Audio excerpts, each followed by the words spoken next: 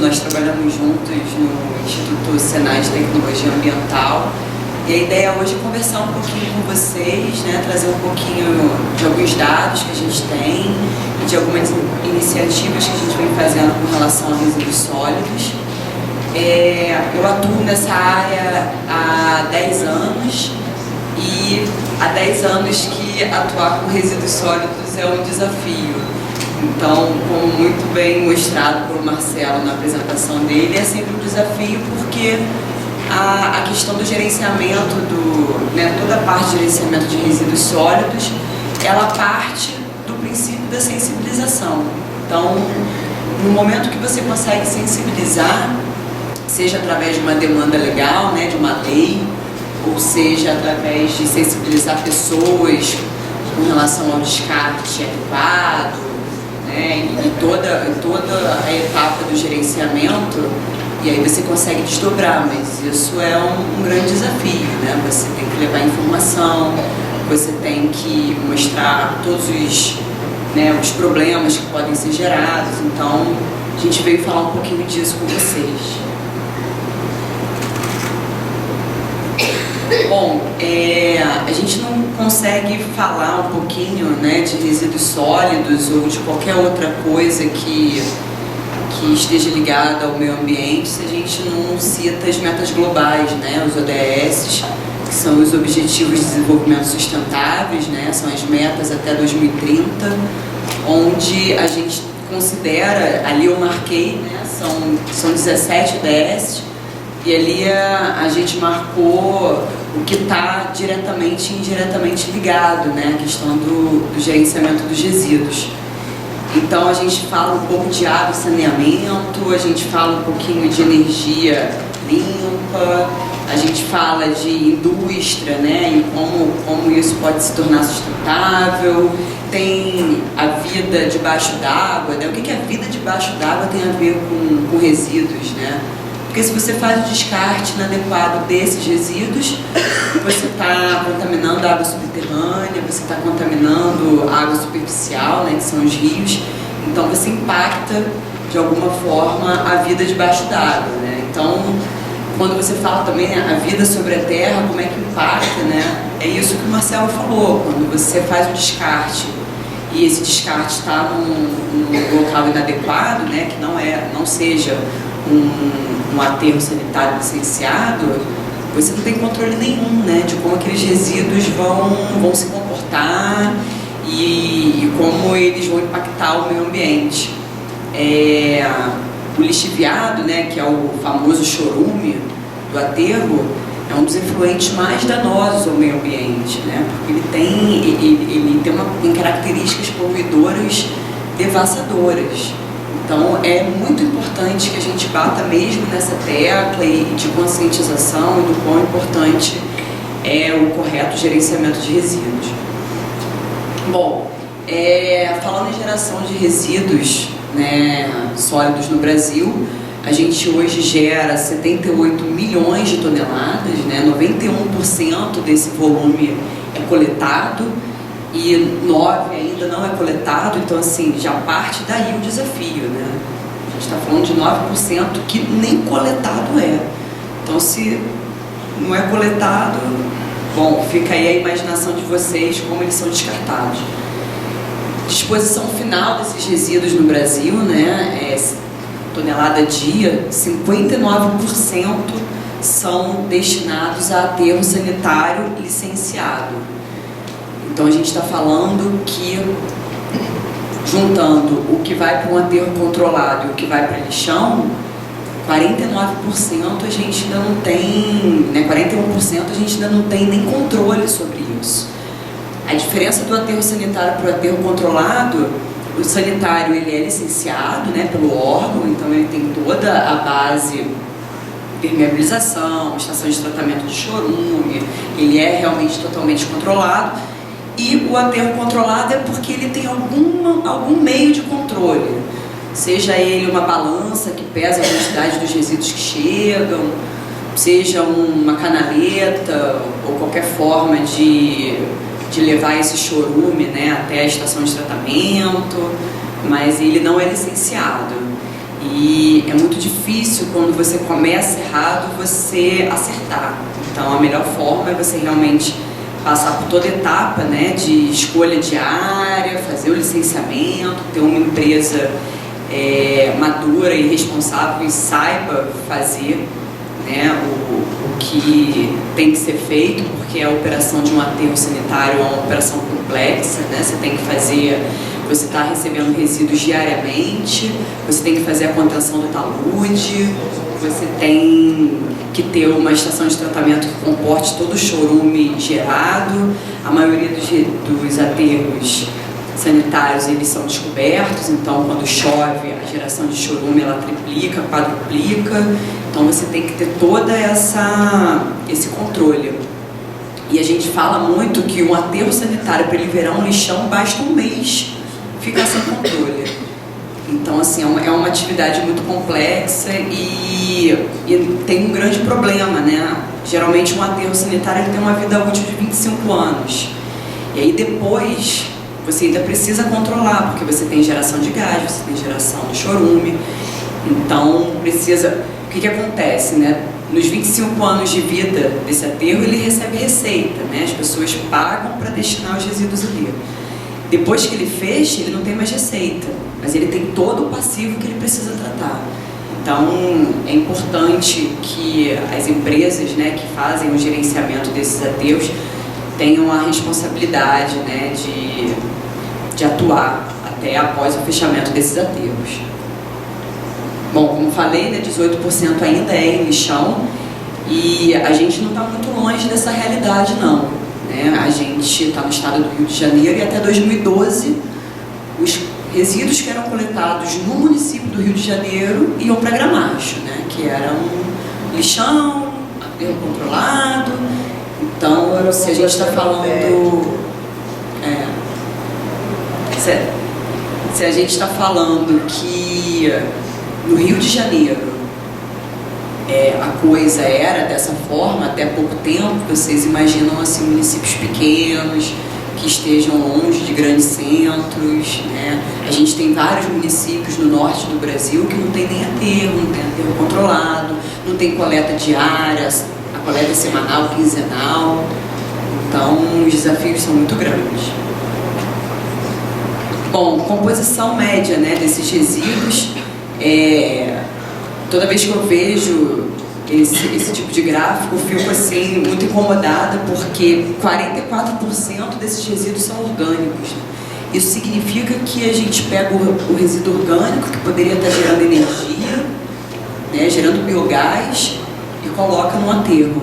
Então, assim, a gente ainda precisa trabalhar muito essa cultura e essa sensibilização do que a gente pode fazer, né, de alternativas de tratamento para os resíduos, porque o aterro ele é uma destinação final, né? O ideal é o quê? É que você tenha uma tecnologia de tratamento que você reduza esse volume que vai para o aterro.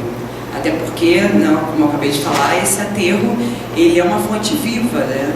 Então, se ele não tiver o controle adequado, é uma fonte de poluição para o meio ambiente. Bom, a Política Nacional dos Resíduos Sólidos de 2010 é uma política que veio para nortear, ela é muito importante, apesar de ter algumas falhas, né, porque ela trata o Brasil como se o Brasil todo fosse um mesmo organismo, e a gente sabe que o Brasil tem diversas realidades. Então, mas ela é uma política que norteia, ela é uma política, eu acho que vários municípios que puderam, né, fazer investimentos, porque ela colocava que até 2014 os lixões precisariam estar extintos. Então, vários municípios correram atrás disso para tentar regularizar, várias ações positivas foram feitas, mas a gente sabe que a gente não bateu a meta, né? A gente está falando que 19% dos resíduos coletados no Brasil vão para lixão ainda. Mas a política ela vinha preconizando algumas coisas, como a não geração, né, em primeiro patamar, a gente tentar não gerar resíduo, né, ter um comportamento, e isso é muito difícil. Eu me coloco nesse lugar difícil, porque é cultural nosso, né, gerar resíduo. A gente come um biscoito o tempo todo e está gerando resíduo. Então, isso é um desafio. Então, se é um desafio para a gente, imagina para a indústria, que é algo muito mais complexo. A gente precisa trabalhar, né, e lutar por isso. Então, ela vai pela não geração, redução, reutilização, reciclagem, tratamentos e o rejeito. Porque a política fala que o que deve ser enviado para aterro é o rejeito, não tem mais valor nenhum, é o que realmente você precisa fazer a destinação final. Bom, agora eu vou dividir a apresentação com o Leandro, ele vai falar um pouquinho aí das oportunidades desse cenário. Bem, obrigado, bom dia a todos. Parabéns pelo interesse, pela iniciativa da organização do evento. Eu também já atuo há um pouquinho menos de 10 anos também na área de resíduos, né? E o interessante dessa minha trajetória é que eu trabalhei por um período bom em prefeitura, então era o que definia a política pública, o que trabalhava com gestão, o que cobrava das empresas, né? E no segundo momento trabalhei numa empresa de referência no estado de gestão e destinação de resíduo. Então eu fui para o outro lado do balcão, entendendo como que se opera, quais são os desafios, né, quais custos que estão envolvidos. E hoje atuo na Firjan, né, entendendo dentro das indústrias, né, qual o papel da indústria na gestão de resíduos, dos resíduos sólidos de maneira geral, né, quais oportunidades, e principalmente a gente mudar a mentalidade, ou a gente sempre está agregando conhecimento e a visão que o resíduo ele deixa de ser um problema. A partir do momento que você começa a gerenciá-lo, que você começa a trabalhar ele de maneira mais adequada, ele deixa de ser problema e ele sim pode virar uma oportunidade. A gente vai ver alguns casos aqui que é possível, né, se utilizar com esse conceito, de você utilizar até isso como estratégia de marketing. Existem hoje inúmeras empresas que já fazem esse tipo de coisa, que adotaram uma política, né, de responsabilidade ambiental diferenciada, mesmo que às vezes agregando um pouco mais de custo ou tendo uma despesa um pouco mais representativa para algumas coisas, né, mas que avançaram em relação a essa gestão, tá? Inicialmente, né, esse slide a gente retirou do próprio manual de gestão de resíduos que a Firjan elaborou, né, voltado para as indústrias, quais são as oportunidades diante do cenário. Primeiro, a gente sempre fala que precisa olhar dentro de casa, né, a gente não gerencia desperdício. O ideal é sempre minimizar desperdício em qualquer maneira. Eu estou falando isso da indústria, mas também estou falando da nossa casa, estou falando da nossa vida, estou falando da gente na empresa que trabalha pegar, por exemplo, 3 copos descartáveis por dia, 4 copos descartáveis por dia para utilizar. Então, a gente não gerencia desperdício. O ideal é a gente primeiro ter sempre estratégias para diminuir o nosso consumo, a nossa pegada ambiental, né, o nosso impacto ambiental no dia a dia. Dentro de uma indústria, a gente sempre sugere 3 estratégias, né? Primeiro voltado para a produção mais limpa. A produção mais limpa ela vai ver justamente uma pegada de economia de recursos, né? Mas muito voltado para recursos naturais. A partir do momento que eu fizer, por exemplo, uma melhoria, uma manutenção do equipamento, que ele possa consumir menos água, aquilo vai virar um recurso para mim, né? Ele pode ter um payback talvez elevado, mas ele vai se transformar um benefício para mim e para a sociedade, da mesma forma que nas nossas residências, por exemplo. Então a produção mais limpa é muito baseada nisso, né? O que hoje a gente consegue produzir com menos recursos naturais, consumindo menos recursos naturais. Eu estou falando de água, energia elétrica, que apesar de não ser natural, ele é oriundo, né, de uma fonte natural, própria matéria-prima. Então todos os aspectos voltados para isso a gente consegue ter uma visão, tá? E ele é muito paralelo com a manufatura enxuta. Manufatura enxuta ou lean manufacturing, ele tem um aspecto mais amplo, né? Ele vai falar mais também, inclusive, de desperdício de tempo, de desperdício de tarefas dentro de uma empresa, por exemplo, mas os dois aspectos, na verdade, a produção mais limpa é um aspecto do lean, né? E que é o ponto inicial para a gente reduzir o desperdício, né? Esse slide, o que ele resume é justamente minimizar, o que ele deseja é sempre minimizar os impactos que as atividades industriais podem causar e principalmente a gente valorizar dentro da nossa empresa, dentro da nossa casa, o que a gente tem, né? E por fim, a gente sempre pensar em economia circular, né? Eu vou falar um pouquinho mais de economia circular, é um termo que está na moda, mas antes da gente pensar na economia circular de maneira ampla, a gente tem bastante oportunidade dentro da nossa indústria, dentro da nossa empresa. né? Então, a gente está buscando uma gestão de matéria-prima, está buscando discutir com os nossos fornecedores, por exemplo, são soluções de circularidade, né? A circularidade ele não vai iniciar somente quando você tem um produto acabado, por exemplo, no dia a dia a gente já consegue atuar de maneira bastante proativa em relação à circularidade dos produtos, tá? Esse é um cenário muito voltado, esse é um resumo de produção mais limpa, né? Ele atua em dois eixos, um primeiro de minimização de resíduos e emissões e segundo em reutilização de resíduos e emissões. Então, quando a gente vai falar em minimizar, né, no primeiro nível, vou atuar em redução na fonte. Então, a gente está atuando de maneira bastante proativa em tentar reduzir a geração de resíduos dentro do meu processo fabril, né? E aí eu vou passar por um estudo do meu produto, por meu estudo de processo, por manutenção preventiva, corretiva, por parada de manutenção. Tudo isso é possível a gente conseguir fazer, às vezes com impacto pequeno, mas muito mais voltado com planejamento, visando reduzir a geração de resíduos e emissões, tá? Substituição de matéria-prima, etc.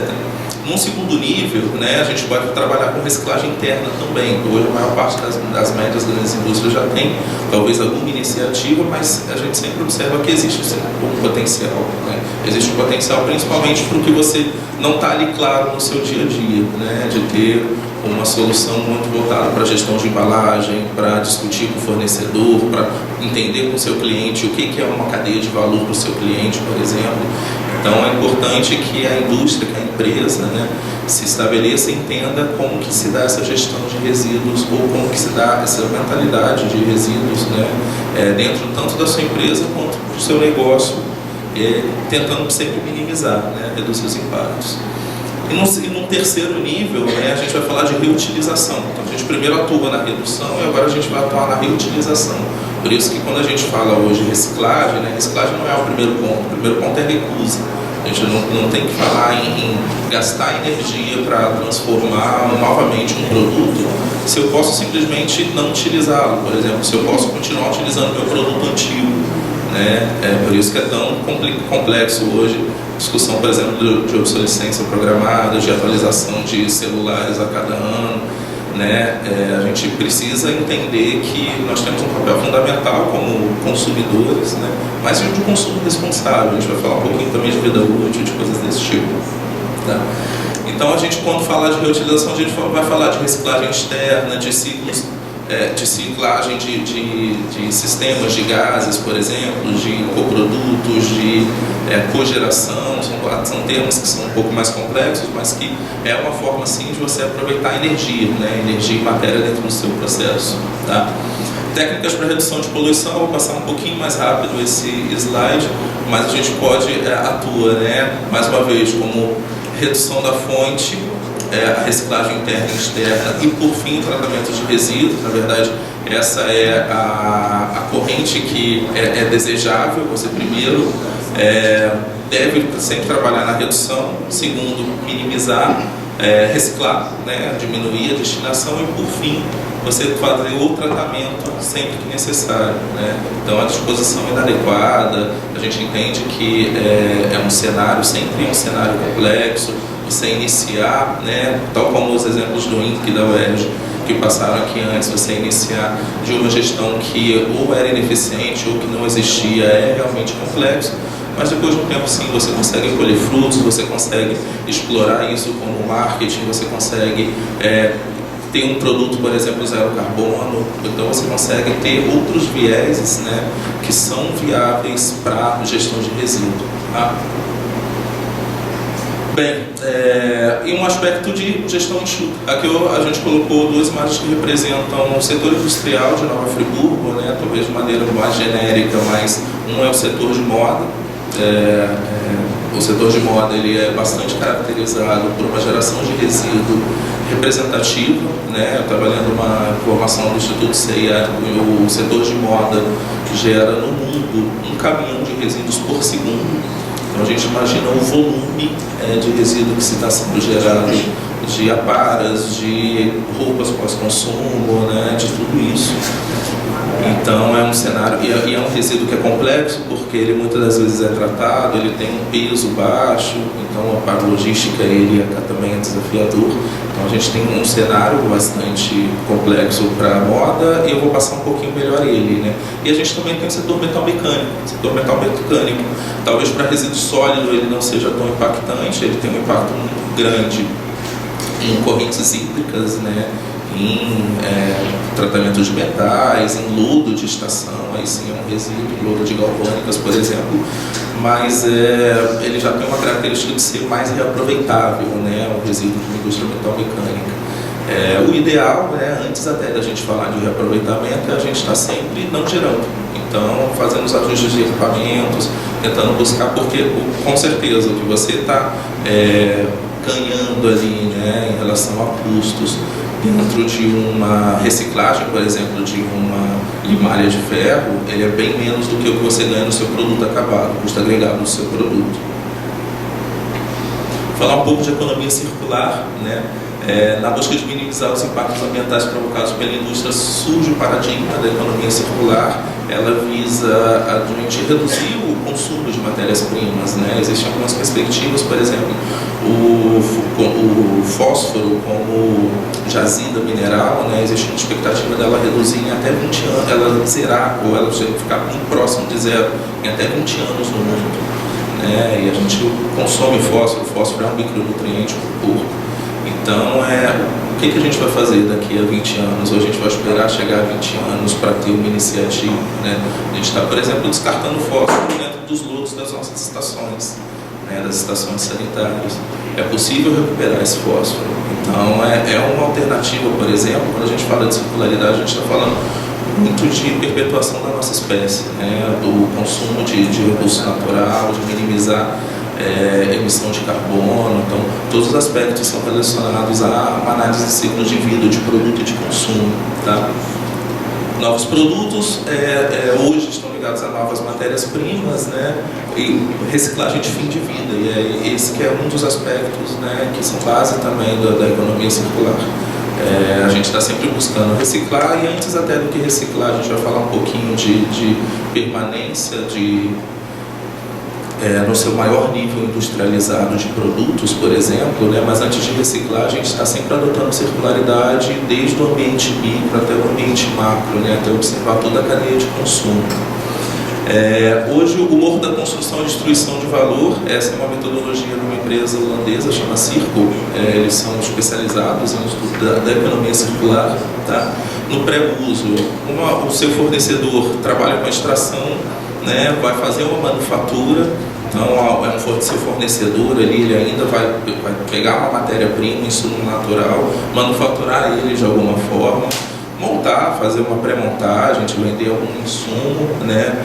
O varejo marca vai trabalhar ali para o consumidor, e chegamos no topo, né? Usou, comprei a camisa, estou utilizando. Daqui a 2 anos, ou quando eu engordar um pouco mais, vou abandonar a camisa, o que vai ser da minha camisa, né?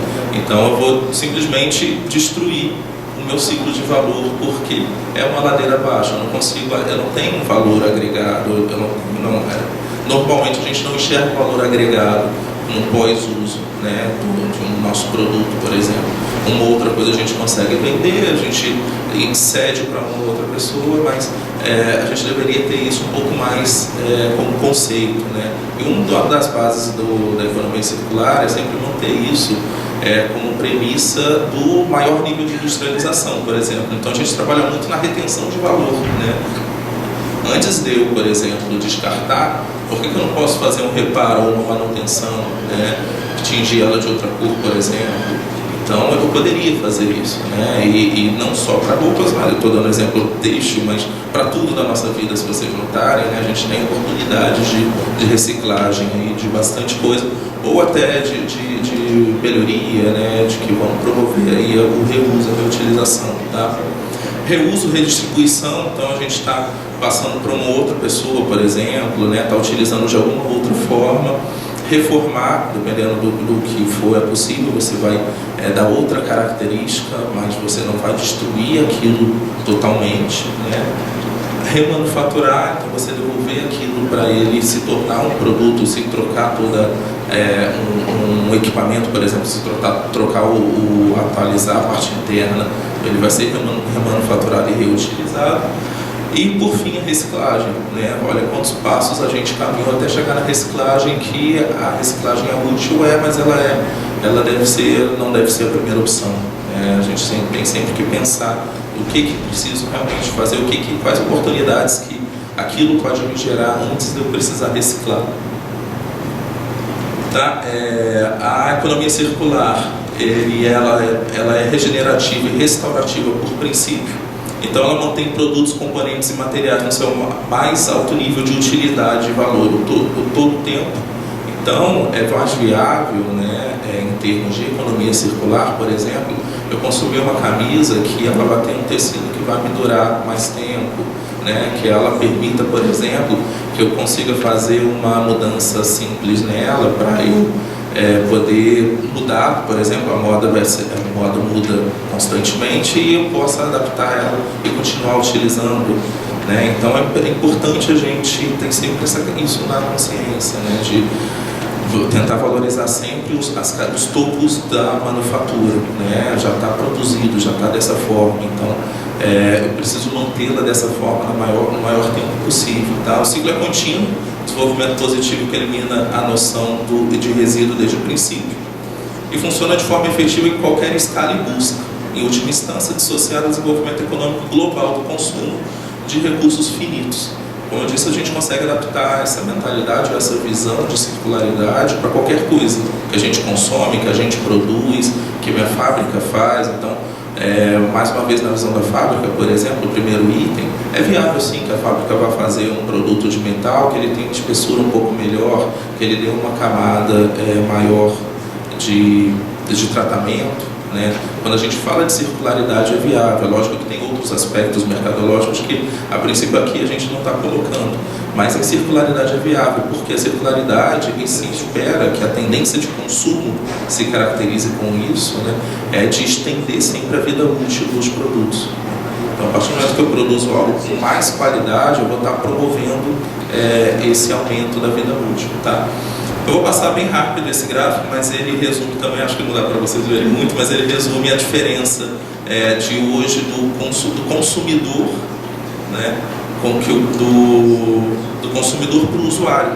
Cada dia mais a gente está se tornando usuário, né? Tem muita gente hoje, por exemplo, não quero ter carro. O transporte público da minha cidade atende, o carro compartilhado me atende, eu não quero ser consumidor de um veículo, eu sou usuário de um sistema de transporte. Né? E a tendência é que isso aconteça cada dia para mais áreas, né? Cada dia a gente tem mais plataformas de compartilhamento, isso está sendo bastante disseminado e é a tendência de consumo, tá? E a circularidade ela se baseia muito nisso, né?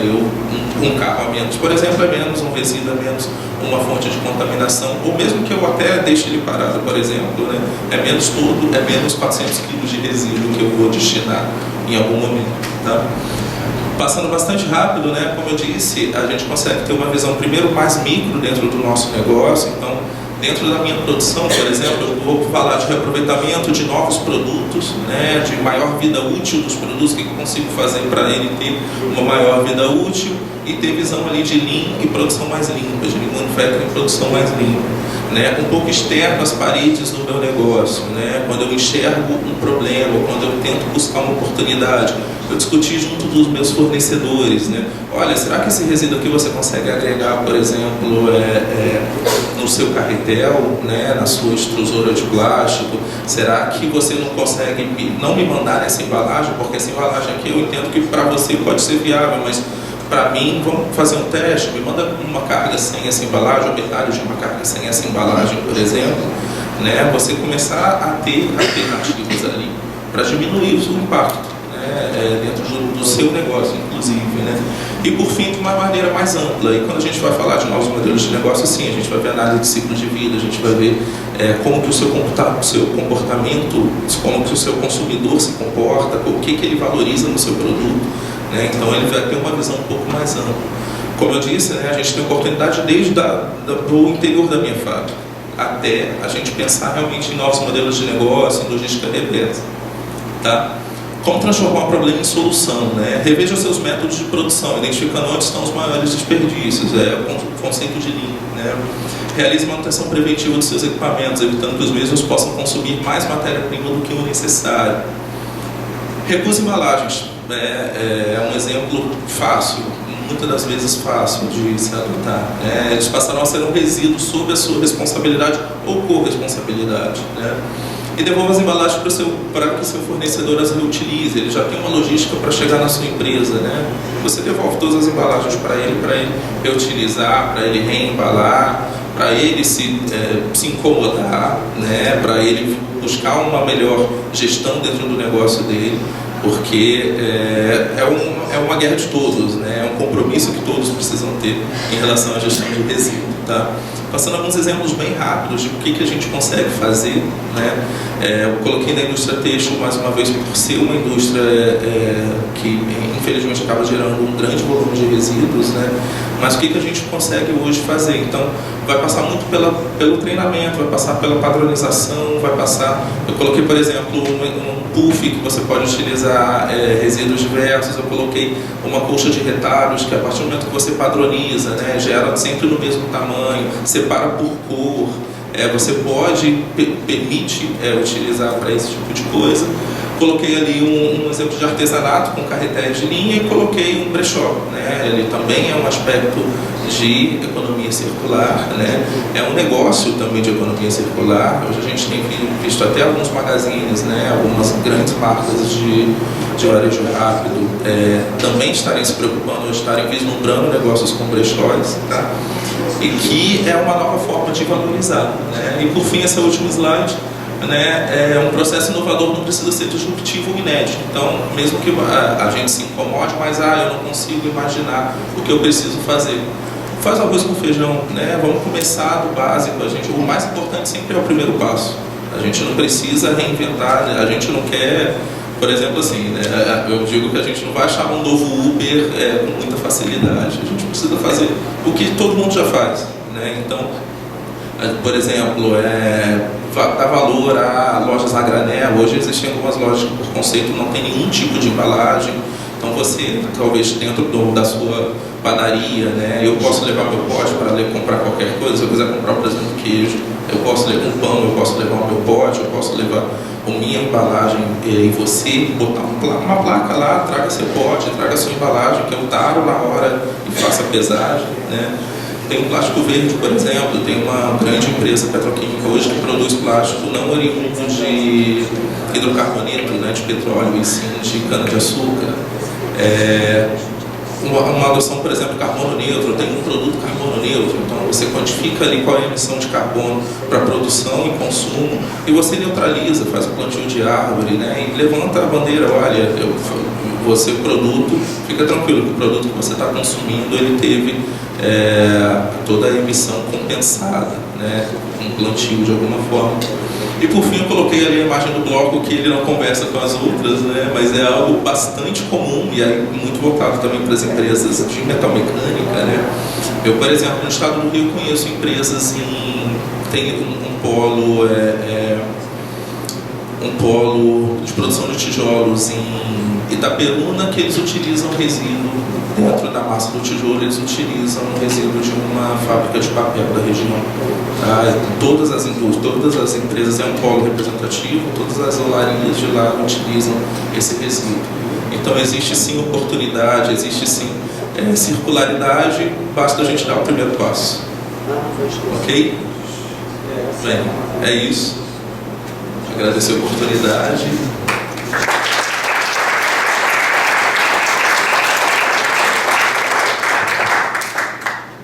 Gente. Vou sair daqui porque eu acho que dá.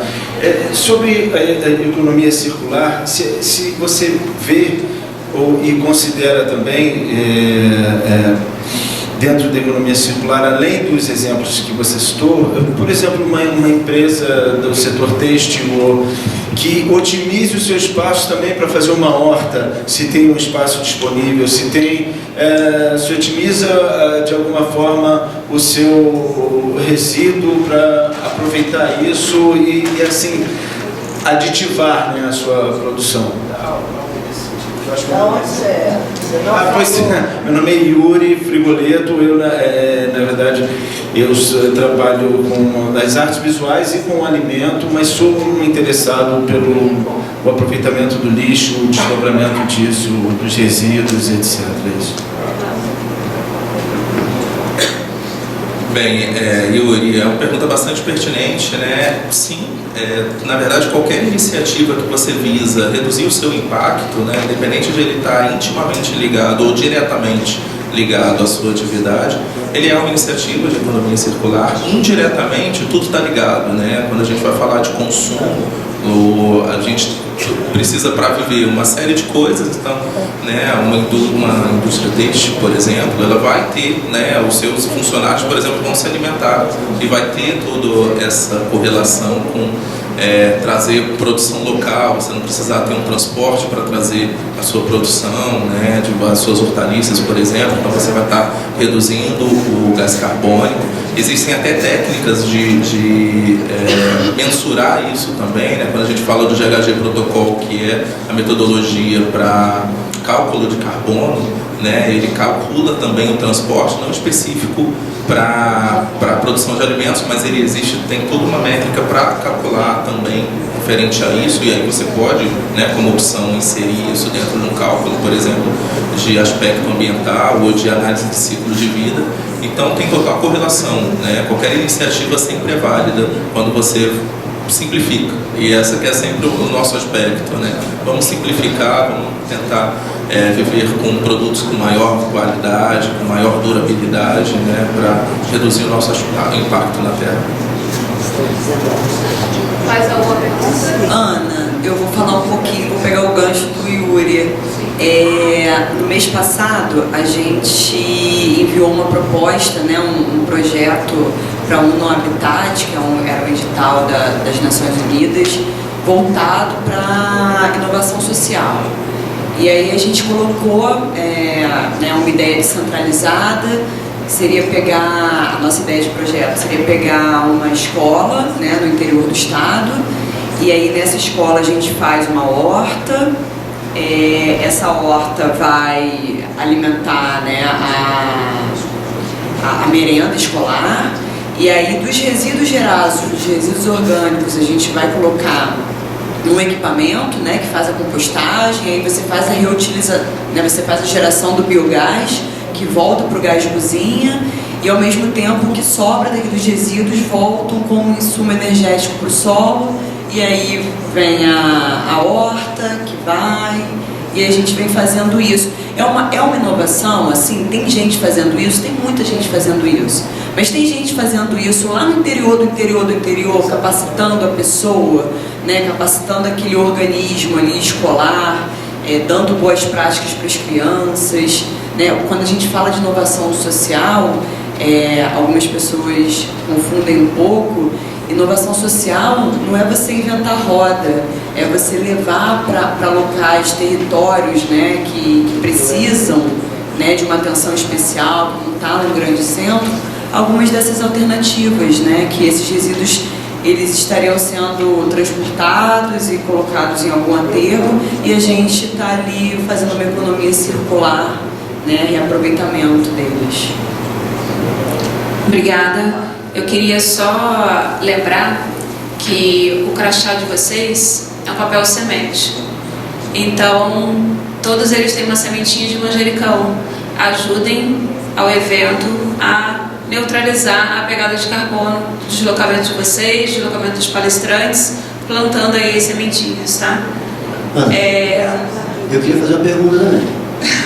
Pode fazer. Com relação a essa questão da economia circular, a gente vê que a indústria ainda é muito voltada para a efemeridade do produto que ela produz. A eletrônica é muito assim. Então, eu tive uma palestra que um cara falou assim: poxa, quem dera que meu celular pudesse ser montável e eu pudesse trocar só a câmera, que é o que me interessa. Então, eu vou ali, troco a câmera, ou faço alguma outra modificação e a base continua a mesma, mas a indústria me parece que é montada para você descartar e poder manter aquele consumo elevado, né? E hoje é Black Friday, o pessoal deve estar desesperado porque vou comprar porque eu quero comprar. Então tem toda essa questão que o processo todo é feito para que a gente consuma e tem uma barreira de ativação muito grande para a gente reverter essa questão. E como que tem que ser essa pressão? A gente tem que realmente, como consumidor, exercer essa pressão, ou você vê que a própria indústria reconhece isso, que é uma modificação de tecnologia que vai ser necessária de ser feita? Eu vou começar respondendo um pouquinho. A gente, né, durante esses últimos anos, a gente acabou com aquele cara que fazia manutenção no seu eletrodoméstico, né? Esse cara não existe mais, porque tudo está sendo feito para ser usado 12, 24 meses, aí você descarta e compra outro e divide 10 vezes e vamos, né? Só que isso está mudando, tá? Assim, felizmente, eu acho que as pessoas, né, e organizações e indústrias começaram a entender que se a gente realmente não mudar, eu não vou ver meu bisneto tendo água para beber. Então a gente precisa realmente. E aí, na revista Negócios de setembro, veio uma reportagem muito interessante de dois irmãos ingleses que eles inventaram uma máquina de lavar que tem uma durabilidade de pelo menos 20 anos. Que aí você vai anualmente comprar um card, né? É essa coisa da economia circular, de você transformar o cliente em usuário, né? É claro que ele fideliza, ninguém é bobo, mas a pessoa vai ter uma máquina de lavar que todo ano ela vai pegar, vai atualizar o sistema e ela vai poder utilizar, né, ter um maior ciclo e durabilidade do produto. Então, assim, tem coisas acontecendo, é claro que isso a passos lentos, né? Mas tem muita iniciativa acontecendo. E para resíduo eletrônico, agora a gente já fala de mineração urbana, né? De você pegar esses resíduos e tentar tirar dali alguma coisa que você consiga reaproveitar, porque nossas jazidas, nossos estoques, eles estão, né? Não dá só para tirar e vamos, tem um limite, né? E por isso que a gente vem muito nessa pauta do reuso de água também, né?